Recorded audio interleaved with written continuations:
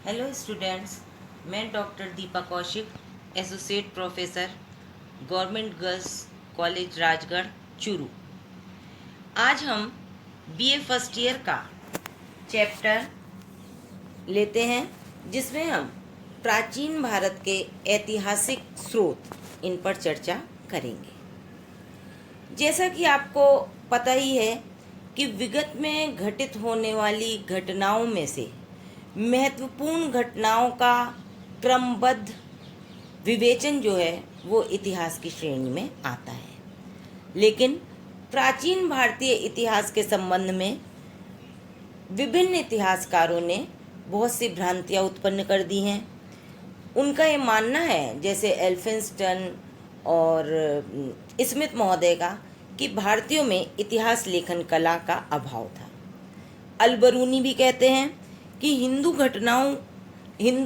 घटनाओं के ऐतिहासिक क्रम की ओर ध्यान नहीं देते थे और वो काल क्रम के विवेचन के प्रति घोर उदासीन थे। वस्तुतः अगर हम देखें तो प्राचीन भारतीय इतिहास की परिभाषा आधुनिक इतिहास की परिभाषा से बहुत भिन्न थी। आज इतिहास अतीत विषय के ज्ञान की विद्या है और पूर्व में भारतीयों ने इतिहास को विद्या व ज्ञान के विशिष्ट अंग के रूप में स्वीकार किया और इसे पंचम वेद के रूप में मान्यता भी प्रदान करी। इतिहास में पुराण, बृहदशास्त्र, अर्थशास्त्र सभी सम्मिलित थे।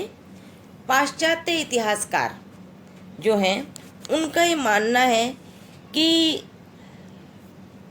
जो प्राचीन भारतीय दृष्टिकोण है वो आध्यात्म प्रधान था और वो लोग आत्मकथा या अन्य घटनाओं को इतिहास का रूप दिया करते थे।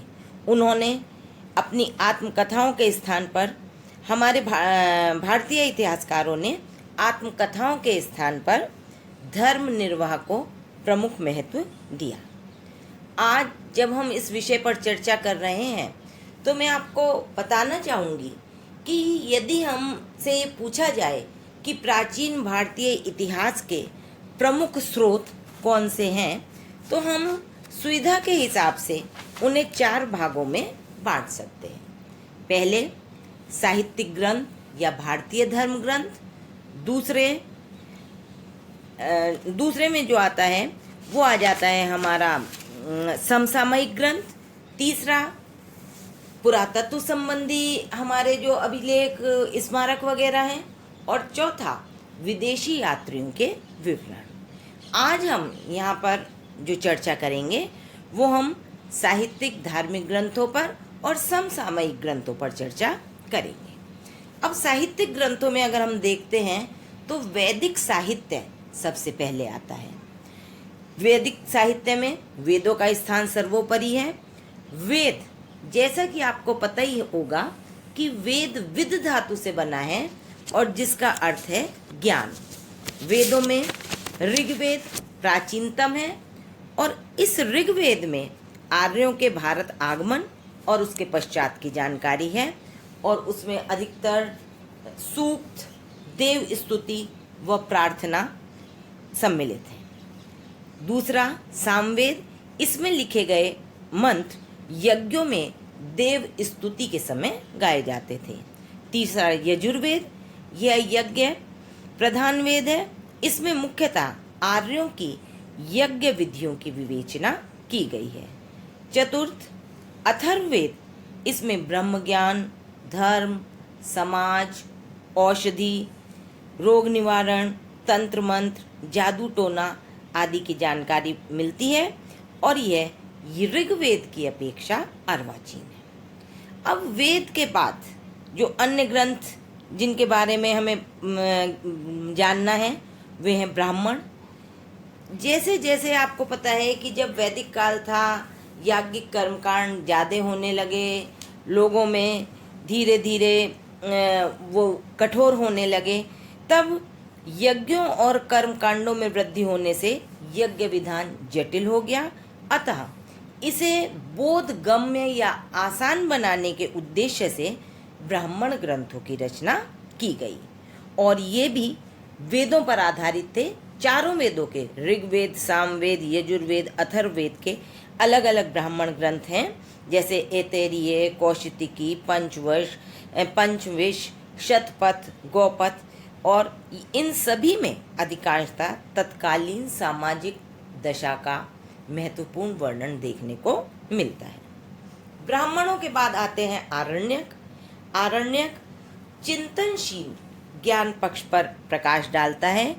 ये ग्रंथ वनों की एकांतता में लिखे गए। इनकी संख्या 7 मानी जाती है, लेकिन इनमें ऐतरेय व तैत्तिरीय आरण्यक जो हैं वो अधिक महत्वपूर्ण है। फिर आता है उपनिषद। इसमें ज्ञान व आत्मज्ञान की विशद चर्चा की गई। ये ग्रंथ अनेक विद्वानों व विचारकों के बौद्धिक योगदान का परिणाम है। प्रमुख उपनिषद हैं केन, कठ, मुंडक, ऐतरेय, तैत्तिरीय, छांदोग्य और कौशिकी।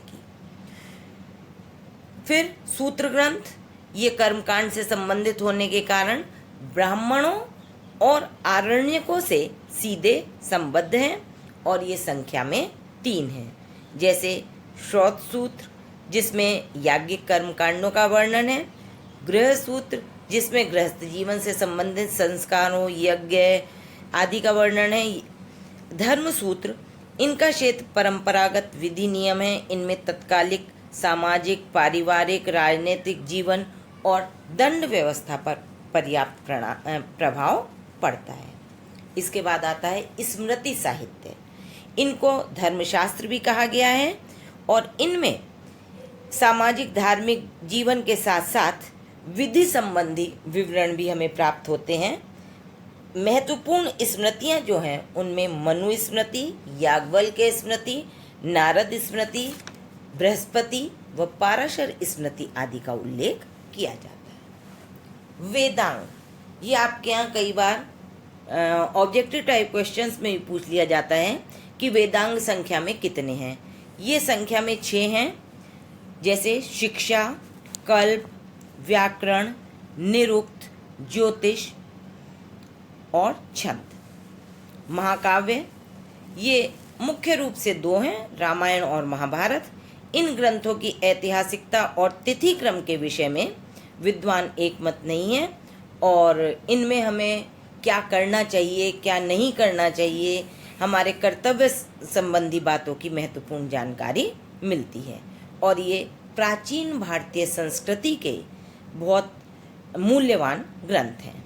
पुराण, इनके रचना क्रम में पुराण ग्रंथों को महाकाव्य के मूल भाग के समकालीन माना जाता है, परंतु इनका वर्तमान मूल रूप गुप्त काल में प्राप्त हुआ।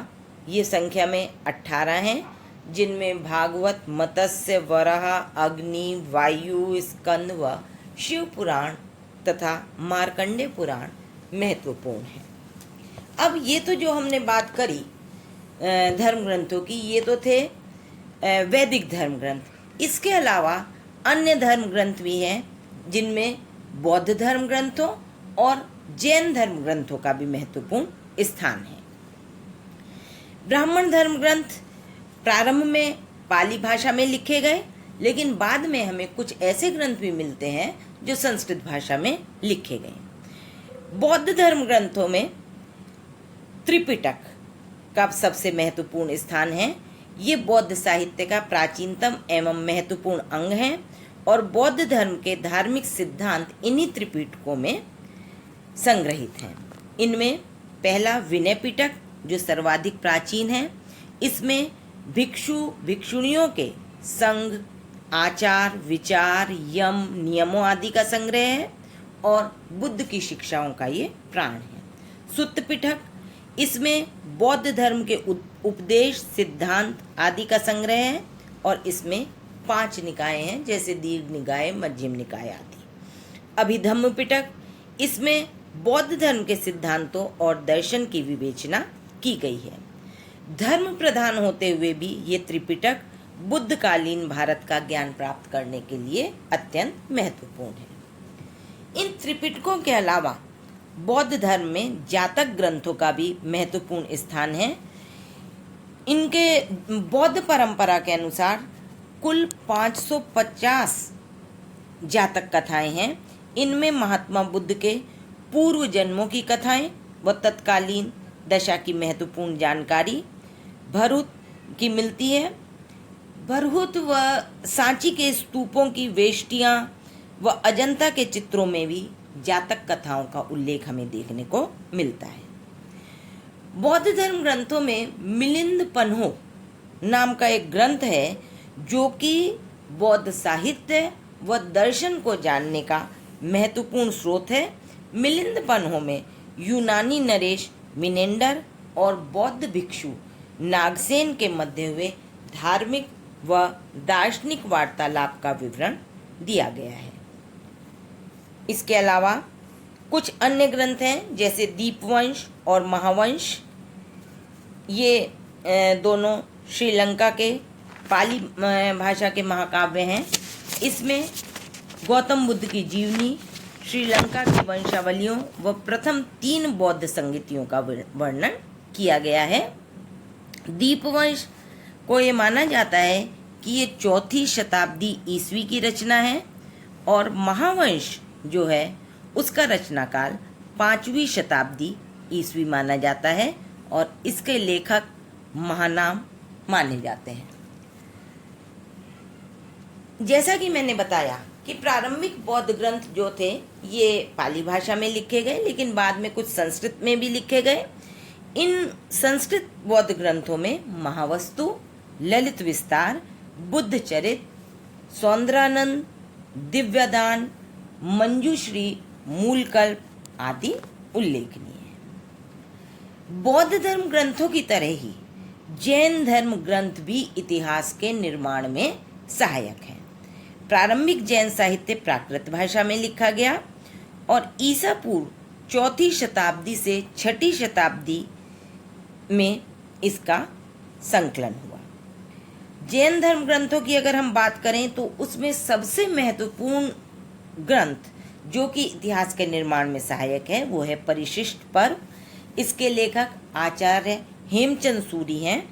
प्राचीन इतिहास से संबंधित आख्यान, गाथाएं, वृतांत इस ग्रंथ में लिखी हुई हैं और भगवान महावीर के से संबंधित अन्य महत्वपूर्ण जानकारियां भी इसमें मिलती हैं।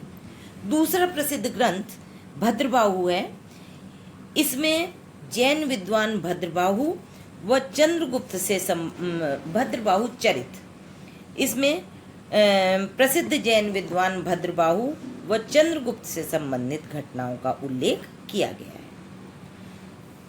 जैसे कि बौद्ध धर्म ग्रंथों में पिटक हैं, उसी तरह जैन धर्म ग्रंथों में आगम ग्रंथों का महत्वपूर्ण स्थान है। आगम ग्रंथों में 12 अंग, 12 ही उपांग, 10 प्रकीर्ण, 6 छेद सूत्र और 1 नंदी सूत्र सम्मिलित हैं। जैन आगमों में जैन भिक्षुओं के आचार, नियम व महावीर स्वामी के जीवन व्रत आदि का उल्लेख हमें मिलता है। तो अभी जो हमने बात करी वो हमने करी है धार्मिक ग्रंथों की, जिनमें हिंदू धर्म ग्रंथ, बौद्ध धर्म ग्रंथ, जैन धर्म ग्रंथ, जो कि किसी न किसी रूप में भारतीय इतिहास के निर्माण में सहायक हैं। अब दूसरा जो पॉइंट आता है वो आता है हमारा समसामयिक ग्रंथ। ये ग्रंथ अलग अलग लेखकों की रचनाएं हैं, लेकिन ये इतिहास के निर्माण में तत्कालीन राजाओं से संबंधित और उनके कालक्रम को दर्शाते हुए ये भी काफ़ी अधिक मात्रा में हमारे अध्ययन में सहायक हैं। अब हम बात करते हैं समसामयिक ग्रंथों की। इसमें सबसे पहले नाम आता है पाणिनि की अष्टाध्यायी। पाणिनि एक व्याकरणाचार्य थे। व्याकरण शास्त्र के इतिहास में उनका महत्वपूर्ण स्थान था। ये अपने समय का महत्वपूर्ण सांस्कृतिक साक्ष्य है और 5वीं सदी ईसा पूर्व के मध्य इसका रचनाकाल माना जाता है। इतिहास के साथ साथ यह सामाजिक जीवन को भी प्रतिबिंबित करता है। दूसरा, पतंजलि का महाभाष्य। ये ग्रंथ पाणिनि की अष्टाध्यायी के लगभग 300 वर्ष पश्चात सूत्र रूप में इसकी लिखा गया और जो कि महाभाष्य के नाम से विख्यात हुआ। ऐतिहासिक दृष्टि से महाभाष्य में यवनों द्वारा साकेत तथा मध्यमिका पर आक्रमण का उल्लेख मिलता है। महाभाष्य का सबसे महत्वपूर्ण गुण जो है वो लोक भाषा के शब्दों का प्रयोग रहा है। कलहड़ की राजतरंगिणी, यह भी महत्वपूर्ण है। इस ग्रंथ में प्राचीन समय से लेकर 12वीं सदी तक के कश्मीर के इतिहास का विशद विवरण है और इसमें पौराणिक वंशावलियों का भी प्रयोग किया गया है। विशुद्ध ऐतिहासिक ग्रंथ तो ये नहीं है, लेकिन उसके प्राचीन भारतीय ग्रंथों के अध्ययन में ये काफ़ी सहायक है। मालविका अग्निमित्र, जैसा कि आप में से बहुतों के पास हिंदी संस्कृत होगी, आप लोग ये जानते हैं कि ये कालिदास की रचना है।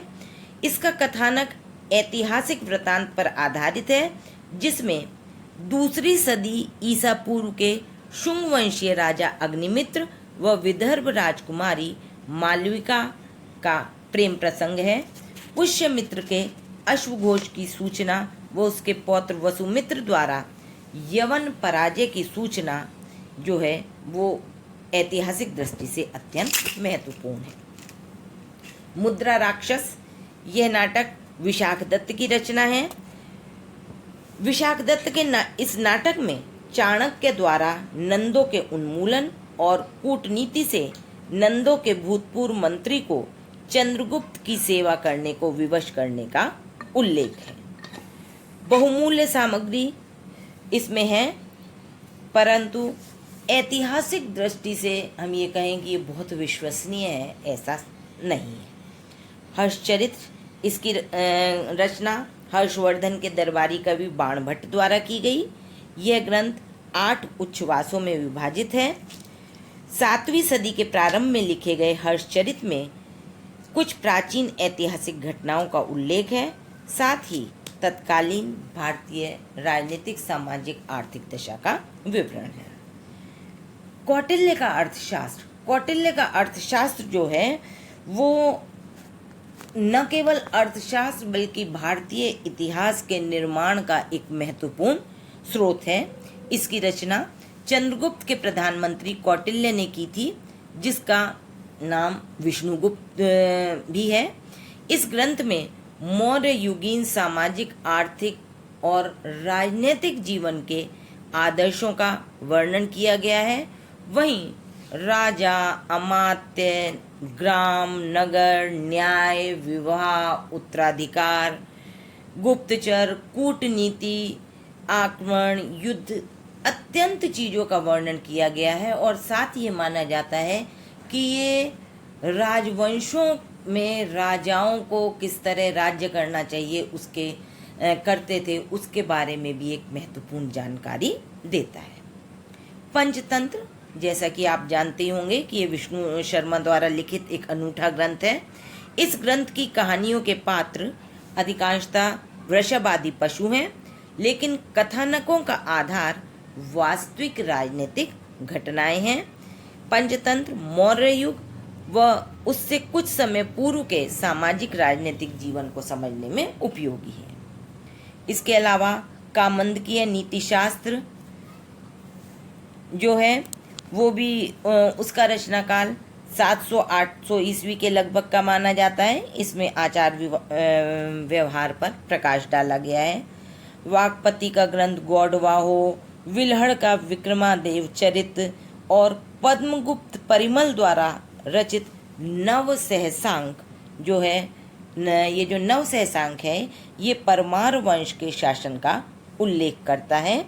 और इसी तरह गार्गी संहिता जो है, गार्गी संहिता में यवनों के आक्रमण का वर्णन किया गया है। तो इस तरह आज हमने 2 विषयों पर चर्चा की, एक धार्मिक ग्रंथ और एक समसामयिक ग्रंथ, लेकिन दोनों ही इतिहास के निर्माण में महत्वपूर्ण भूमिका अदा करते हैं।